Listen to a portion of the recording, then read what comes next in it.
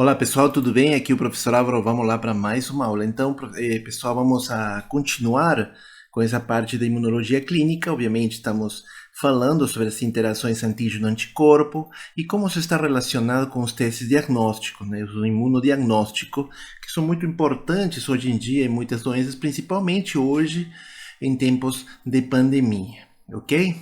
Então, normalmente a gente faz a pergunta: por que você realiza esses testes diagnósticos? Principalmente, três respostas têm sido satisfatórias. Primeiro, quando tem um paciente que apresenta sinais clínicos semelhantes, embora sejam diferentes agentes etiológicos que estão provocando isso, então você precisa saber quais são, então você realiza esses testes imunodiagnósticos. Ou também para descobrir a incidência e prevalência desse agente presente.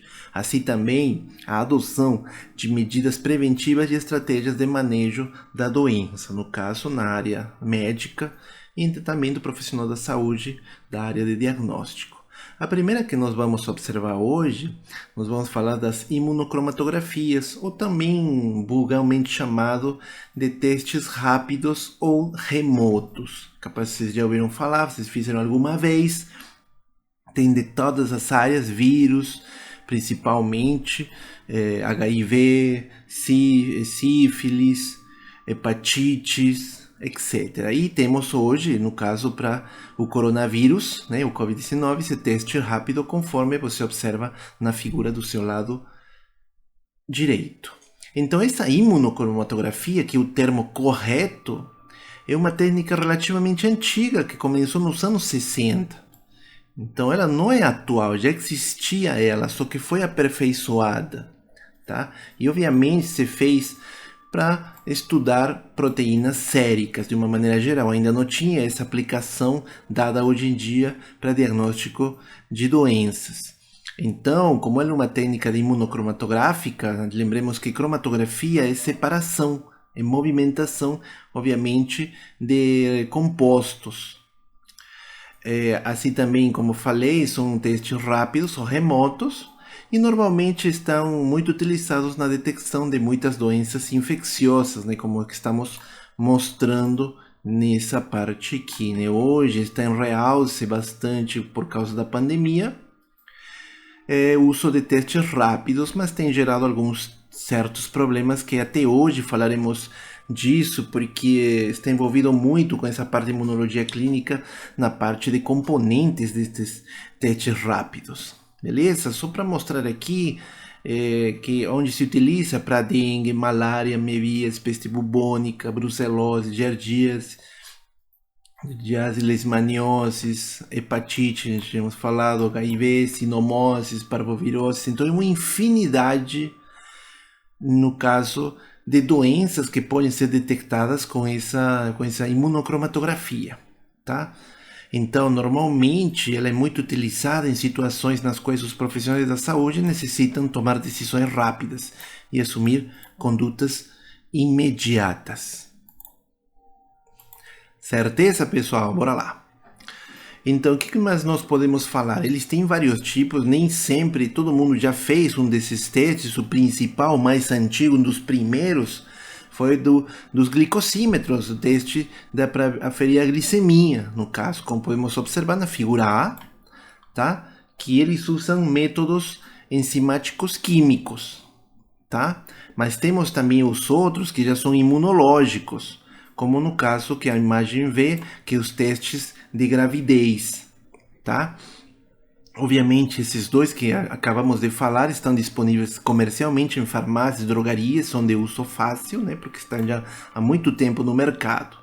Já com um fim em um ambiente extralaboratorial, né, que é onde utilizamos os glicosímetros, testes de gravidez, vamos ter outros.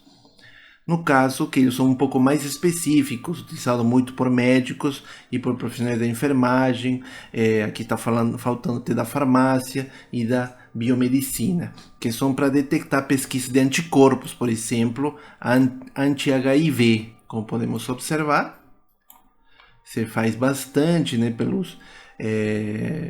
por sites para obter essa para conseguir, né, realizar, você tem que estudar como que se desenvolve, né, e fazer a prática em algumas entidades aqui da área da saúde. E no caso também temos para a detecção de elevados níveis de troponina, como estamos observando, lembrando que troponina 1 é um marcador cardíaco importante no infarto do miocárdio, tá? Então, quais são essas características desses testes imunocromatográficos? Primeiro, são qualitativos, então já não são quantitativos. Eles são testes de triagem, como tínhamos falado, para avaliar uma conduta rápida. Eles são rápidos, questão de 15 minutos. Econômicos, são bem fáceis e rápidos de interpretar. E a leitura foi feita a olho nu. Esse aqui, assim como tínhamos visto em outros testes, esse aqui não tem erro, porque a interpretação é muito rápida. É diferente quando tínhamos, lembra que falamos dos testes de hemaglutinação, de aglutinação direta e indireta, na qual poderia ter um falso resultado por falta de interpretação. Aqui não, aqui você vê, é isso e acabou. O princípio que ela se baseia é que ele utiliza uma matriz de membrana de nitrocelulose, que é onde seria a pista de caminhada, né, dos antígenos e dos anticorpos para eles se encontrarem, que está numa tira de acetato transparente. Tá? Quando vamos a detectar antígenos, vamos utilizar um anticorpo de captura, tá? Que está ligado, fusionado a essa matriz que tínhamos falado, e um anticorpo marcado específico ao antígeno pesquisado.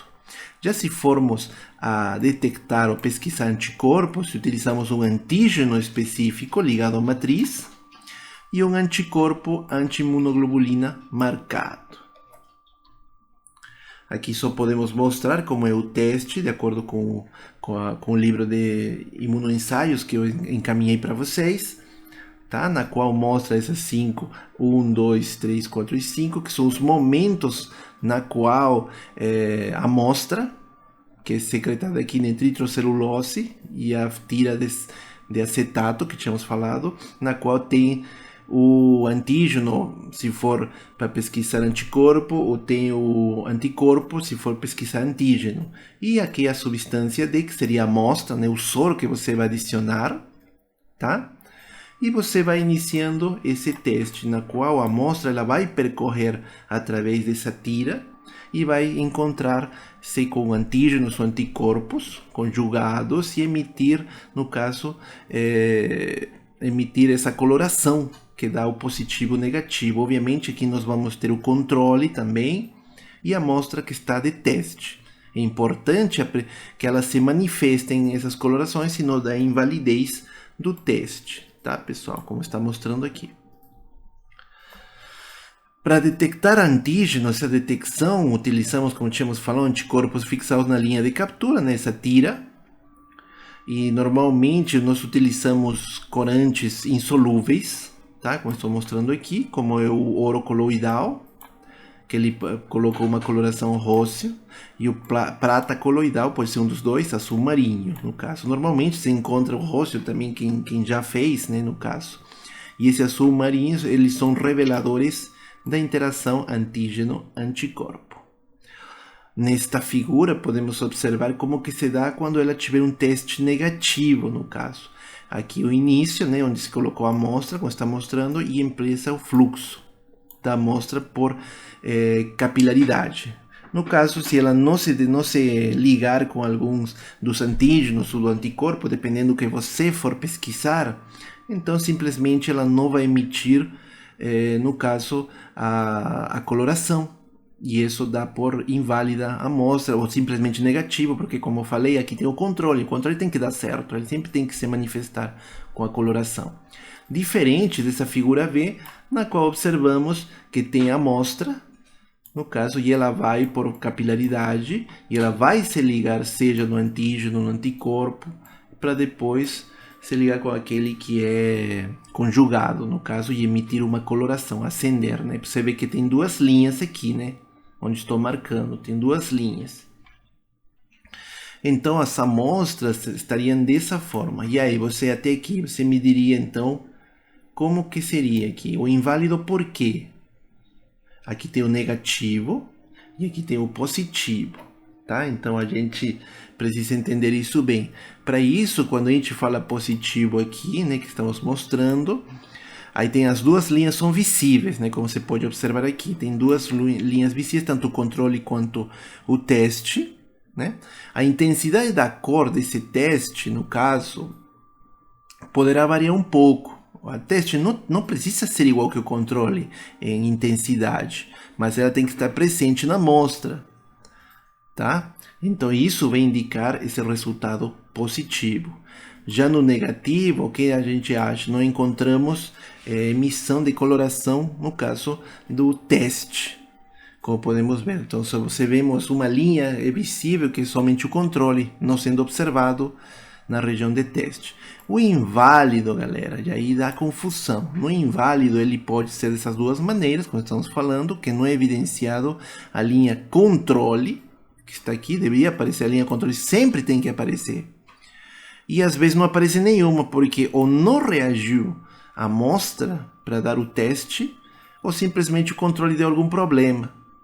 Então as razões que levam a isso são falhas referente ao volume insuficiente de amostra, que pode ser uma, ou falhas no procedimento técnico no momento, pode ser a própria fita que causa esse problema, tá? Então você recomenda reler novamente a técnica, repetir esse teste com uma nova tira.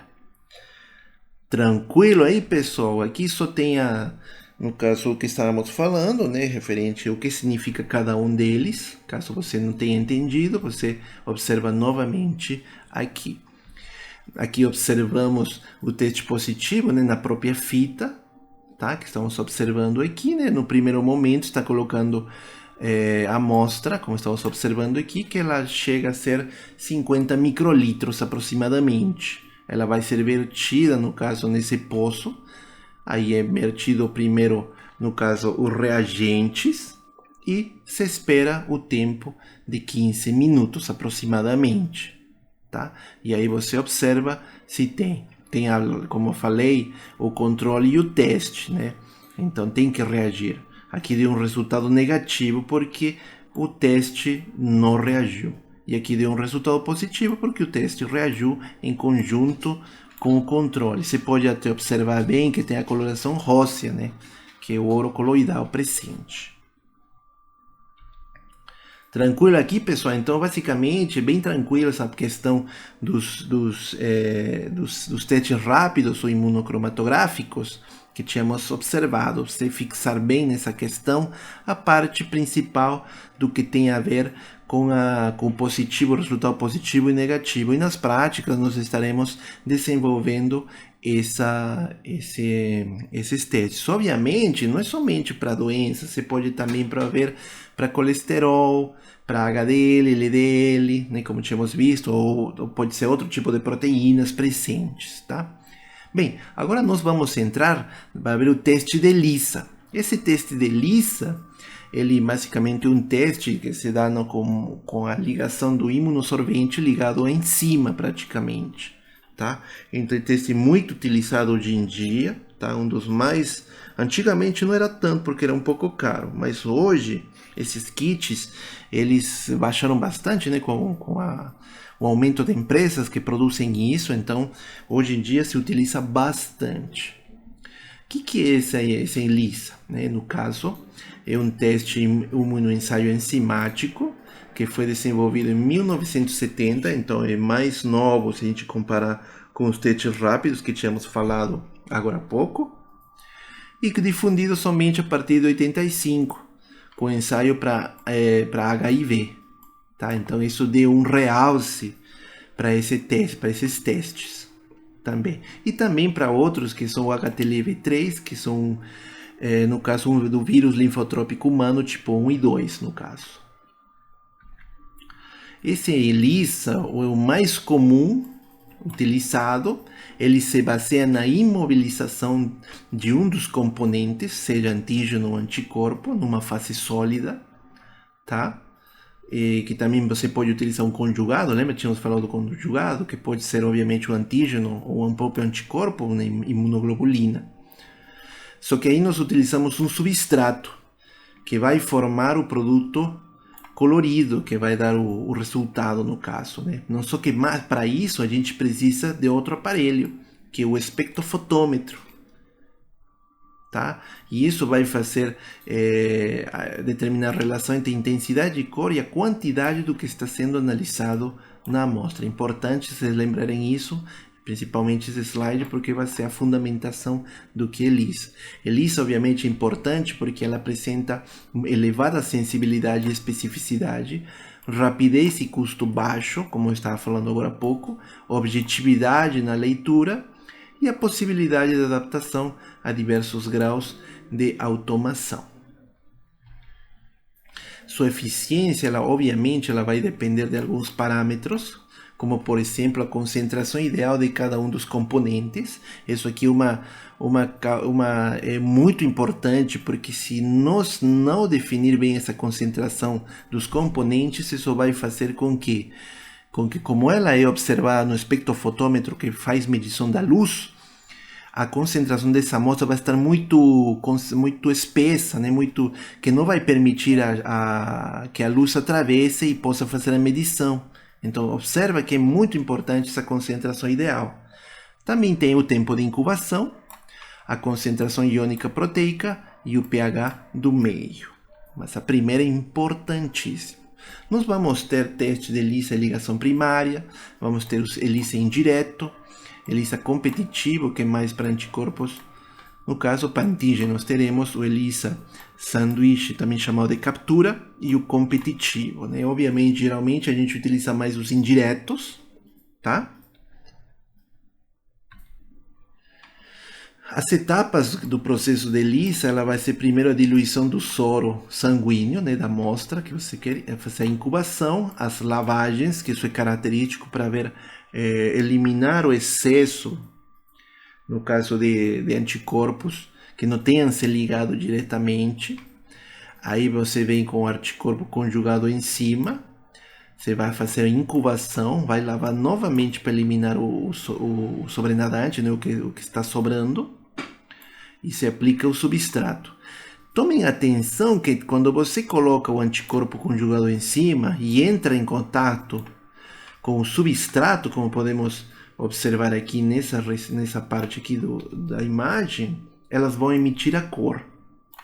Elas vão emitir a cor que dá lugar, né, no caso, ao entendimento através do espectrofotômetro. Aí vai ser incubado novamente, vai ter uma solução de parada e vai ser feita a leitura. Os componentes que a gente utiliza ali são vários, né? É importante sabermos porquê, né? Principalmente nós na área da farmácia que trabalhamos bastante com essa parte bioquímica. Temos a fase sólida ou suporte, tá? A amostra, tem o processo de bloqueio, o diluente da amostra, a solução de lavagem, os conjugados, os substratos, que são os agentes cromogênicos, mas eles também podem ser de outro tipo, fluorigênicos ou quimiluminescentes. Tá? Tínhamos visto um pouquinho disso nos outros testes. E os antígenos de anticorpos e que resultados obteremos. Obviamente, daqui falaremos somente dos mais importantes, tá, pessoal? Primeiro, a fase sólida suporte, que é a que liga o antígeno, o anticorpo, no caso, à base, né? Aí temos essa base pode ser feita de agarose, gel de agarose, ou gel de poliacrilamida, pode ser destran ou poliestireno. Deles, os importantes, esse poliestireno você consegue adaptar ele é mais flexível do que as outras fases sólidas que mencionei, tá? Então ela seria melhor que as outras. Obviamente as outras têm suas vantagens, mas o poliestireno apresenta maior que todos eles. A amostra, obviamente, pode ser soroplasma, que tem que ser bem processado, como tínhamos falado, tem que ter uma concentração ideal, porque senão isso vai diminuir a densidade óptica, tá? E se tem menor densidade óptica, o espectrofotômetro não vai conseguir, a luz não vai conseguir atravessar o cristal, né, onde se coloca a amostra, e não vai conseguir ler. Então, tem que ser bem processado esse soro ou plasma. Ela deve ser límpida, sem hemólise, porque também não lipêmica, no caso, gordura, e a conservação por até 7 dias, temperatura de geladeira ou a 20 graus centígrados. Os conjugados, basicamente, são moléculas que tínhamos falado nas outras aulas, são moléculas de antígenos ou anticorpos ligados covalentemente a enzima, no caso, tem enzima que vai reagir, no caso. Então, podemos definir que são duas moléculas covalentemente ligadas e que preservam suas funções originais. Esses conjugados são influenciados por quê? Pelo método de conjugação. Pelo método de conjugação, diluentes empregados e condições de armazenamento. Então, muitas vezes, se der problemas, o conjugado pode estar, muitas vezes, com algum tipo de problema, né? Principalmente naquilo que influencia ele, como tínhamos falado. Obviamente, isso vai ter que ser observado para cada lote que ser utilizado. Os exemplos de conjugados que temos: proteína A conjugada com peroxidase, que ela provém de uma bactéria, que é o Staphylococcus aureus. Temos outro conjugado que é a streptavidina peroxidase, tá? E temos o anti-IgG conjugado a corante coloidal. Esses são os 3 conjugados principais que nós temos. E os substratos, que eles são cromogênicos principalmente, né? Embora tenha os outros que tínhamos falado também, os fluorigênicos e os quimiluminescentes, mas os cromogênicos são os mais utilizados. Eles vão produzir o quê? Produtos coloridos, solúveis ou insolúveis. O substrato utilizado para essa enzima, obviamente, vai ser a peroxidase, né? Peróxido de hidrogênio, tá? Assim também esse cromógeno, que normalmente a gente vai utilizar, vai ser esse OPD, ortofenileno-diamina, ou pode ser também o tetrametilbenzidina, né? O TMD, para obter o colante solúvel da ELISA, no caso. Mas também pode ser o DAV, que é diaminobencidina, tá, pessoal? Ou também podemos utilizar outro NPP também, tem vários tipos, na verdade. Conforme esse quadrinho mais explicativo que eu coloquei aqui para vocês, temos enzima, o substrato e a cor que ela vai mostrar para nós. Se utilizamos os peroxidases, que são o que falamos que são os mais utilizados, você pode utilizar o OPD, no caso, o TMV, que eles emitem essas colorações presentes, verde, laranja ou azul. Agora temos os substratos fluorigênicos, né? Aqui temos um dos mais importantes, é o 4-metil-umbeliferil fosfato, né? Bem bonitinho esse nome, tá? Mas eu não vou te cobrar isso, tá? Então fica tranquilo. Só que você tem que saber que esses substratos fluorigênicos, no caso, vão utilizar também substratos, né? Por apostação da enzima, para conformar os compostos que emitem luz fluorescente. Então, emitem uma fluorescência também, que nem nos outros textos que vimos nas primeiras aulas. Então, eles vão produzir um produto chamado aqui o fluoróforo, e a luz emitida é detectada por um fluorômetro. Então, por isso torna um pouco difícil, porque é melhor com os cromógenos, já que você utiliza o espectrofotômetro. E para terminar essa parte dos substratos quimioluminescentes, no caso, obviamente, esses quimioluminescentes são imunoenzimáticos, que determinam hormônios, marcadores tumorais, bem parecido com a quimioluminescência que nós tínhamos falado agora há pouco, tá? Um exemplo disso pode ser a enzima fosfatase alcalina, que age sobre esse tipo de substrato, que é o adamantil dioxietano, tá? Fosfato. E eles vão emitir o brilho, né, que a gente precisa para ser observado no aparelho de luminescência, quimioluminescência, ou a gente chama luminômetro. Bem, outros componentes, temos os antígenos e os anticorpos que você vai utilizar. Obviamente, os dois têm que ter um alto grau de pureza, principalmente os antígenos, tá? O que mais podemos falar dos anticorpos? Você vai utilizar aquilo que nós tínhamos falado, os policlonais ou monoclonais, que são cópias, são clones de um anticorpo, né, que é repetido várias vezes, tá, galera?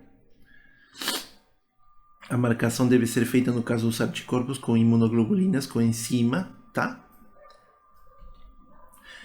O uso diagnóstico desse tipo de exames, no caso, vai se identificar se o paciente está com a doença, então ver a presença do patógeno, do antígeno, o título do mesmo, para saber se a gente precisa fazer a diluição, lembra que é titulação, né, diluição, para evitar o efeito Prosona.